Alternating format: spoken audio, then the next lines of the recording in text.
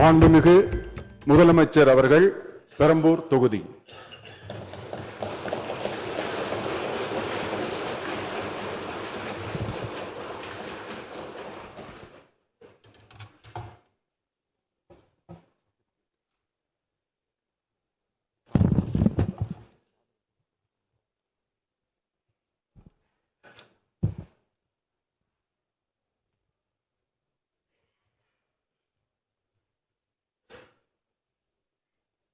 சட்டமன்ற பேரவையின் உறுப்பினராக தேர்ந்தெடுக்கப்பட்ட சி. ஜோசப் விஜய் எனும் நான் சட்ட முறைப்படி நிறுவப்பெற்றுள்ள இந்திய அரசமைப்பு சட்டத்தில் உண்மையான நம்பிக்கையும் பற்றுறுதியும் கொண்டிருப்பேன் என்றும் இந்திய நாட்டின் இறையாண்மையையும் ஒருமைப்பாட்டையும் நிலைநிறுத்துவேன் என்றும் நான் மேற்கொள்ள இருக்கும் கடமையை நேர்மையுடன் நிறைவேற்றுவேன் என்றும் உளமாற உறுதி கூறுகிறேன்.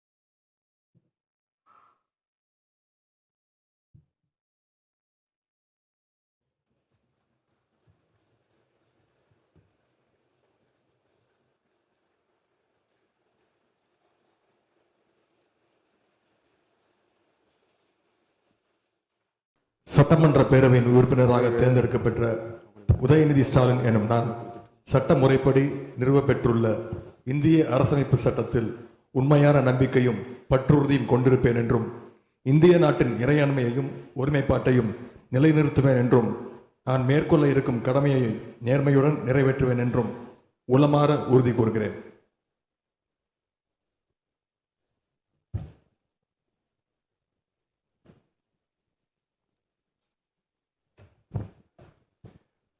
மாண்புமிகு திரு எடப்பாடி கே. பழனிசாமி.